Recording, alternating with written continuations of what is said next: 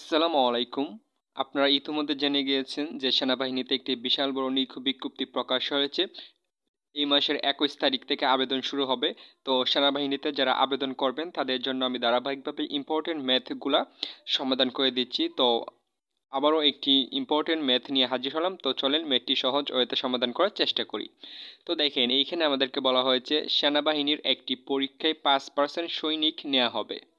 মোট পরীক্ষার্থী ৫০,০০০ জন হলে কতজন সৈনিক নিয়োগ পাবে? তো দেখেন এখানে ফার্স্টে আমাদের ডাকটা বুঝে নিতে হবে। তো দেখেন এখানে আমাদেরকে বলা হয়েছে একটি চাকরি পরীক্ষায় সেনাবাহিনীর চাকরি পরীক্ষায় ৫০,০০০ প্রার্থী পরীক্ষা দিয়েছে। এইখান থেকে ৫% সৈনিক নেওয়া হবে। তো এখন বলা হচ্ছে এই ৫০,০০০-এর মধ্যে কয়জন সৈনিক পদে নিয়োগ পাবে, এটাই আমাদের বাহির করার কথা বলা হয়েছে। তো দেখেন আমরা জানি ৫% মানে কি, মানে হচ্ছে ১০০ জনের মধ্যে ৫ জন নিয়োগ পাবে। এটাই হচ্ছে পার্সেন্টের মানে হচ্ছে এখানে ৫%, এটার মানে হচ্ছে ১০০ জনের মধ্যে ৫ জন নিয়োগ পাবে। এখন বলা হচ্ছে ৫০,০০০ জনের মধ্যে কতজন নিয়োগ পাবে এটা আমাদের বাহির করতে হবে। তো এইখানে দেখেন এখানে কিন্তু আমাদের বলে দেওয়া হয়েছে কি ১০০ জনের মধ্যে নিয়োগ পাবে কতজন? ৫ জন। এটা কিন্তু এখানে আমাদের বলে দেওয়া রয়েছে। তো আমরা কি লিখতে পারি? আমরা লিখতে পারি ১০০ জনের নিয়োগ পাবে কতজন? ১০০ জনের নিয়োগ পাবে ৫ জন।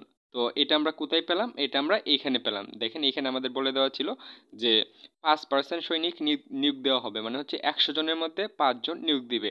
মানে এখানে যদি ১০ এখানে যদি ১০০ জন প্রার্থী আসতো পরীক্ষা দিতে, যে পরীক্ষাটি হয়েছিল সেনাবাহিনী পরীক্ষার মধ্যে এখানে যেটা বলা হয়েছে, এখানে যদি ১০০ জন আসতো তাহলে এখান থেকে ৫ জন নিয়োগ দেওয়া হতো। তো এখানে বলা হয়েছে যে ৫০,০০০ জন যদি এখানে আসে তাহলে এখান থেকে কতজন সৈনিক নিয়োগ পাবে, এটাই আমাদের বাহির করতে হবে। তো দেখেন আমরা এখানে লিখতে পারি যে ১০০ জনে নিয়োগ পাবে কতজন? ৫ জন। তো আমরা এটা লিখে নিলাম। এখন দেখেন আমরা এখন সরাসরি কি পারবো না, ৫০,০০০ জনের মধ্যে কতজন নিয়োগ পাবে এটা বাহির করতে পারবো না। আমাদের ফার্স্টে এখানে বাহির করে নিতে হবে যে একজনে কতজন নিয়োগ পাবে।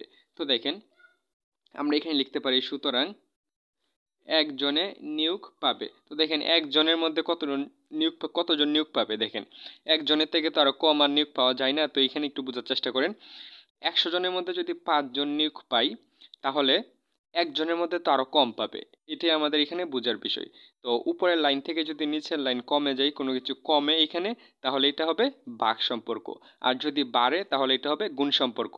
তো এখানে আমাদের কি হবে? ভাগ সম্পর্ক হবে।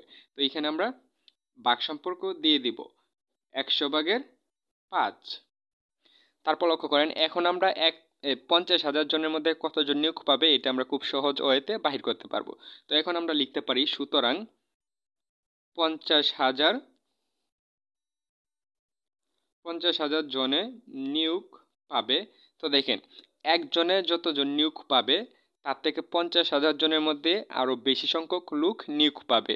তো আমরা কি জানি, কোনো কিছু যদি বাড়ে তাহলে এটা হবে গুণ সম্পর্ক, আর যদি কমে তাহলে এটা হবে ভাগ সম্পর্ক। যেহেতু এখানে বাড়বে তো এখানে আমাদের এটা গুণ সম্পর্ক হবে। তো ফার্স্টে এখানে আমরা উপরের লাইনে যা ছিল তা আমরা লিখে নিব।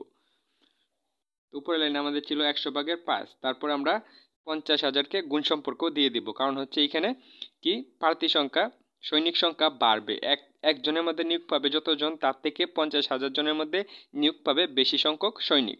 তো অবশ্যই এটা কি হবে? গুণ সম্পর্ক হবে। তো এখানে আমরা গুণ সম্পর্ক দিয়ে দিলাম। তো এইখানে কাটাকুটিটা বা ভাগটা করতে অনেকের সমস্যা হয়। তো এইখানে দেখেন লক্ষ্য করেন, এটা খুব সহজ হইতে আমরা করতে পারবো।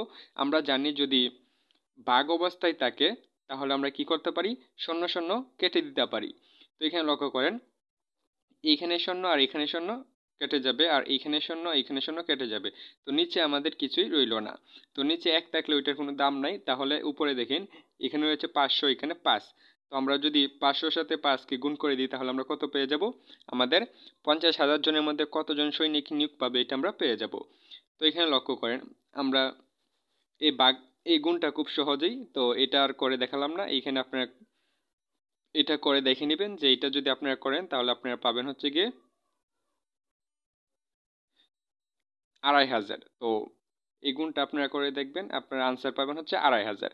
তো লক্ষ্য করেন ৫০,০০০ সৈনিকের মধ্যে কতজন সৈনিক নিয়োগ পাবে? পাবে হচ্ছে গিয়ে ২৫০০ জন সৈনিক নিয়োগ পাবে। তো এটাই হচ্ছে আমাদের কি আনসার। তো আশা করি আপনারা ম্যাথটি বুঝতে পেরেছেন। ম্যাথটি খুবই সিম্পল ছিল। তো এই সাধারণত এই ধরনের ম্যাথ থেকেই লিখিত পরীক্ষার মধ্যে এসে থাকে। তো এরকম ম্যাথগুলো যদি পেতে চান তাহলে চ্যানেলটি সাবস্ক্রাইব করে পাশে থাকা বেল আইকনটি বাজিয়ে রাখবেন। আসসালামু আলাইকুম প্রিয় চাকরি প্রত্যাশী ভাই ও বোনেরা।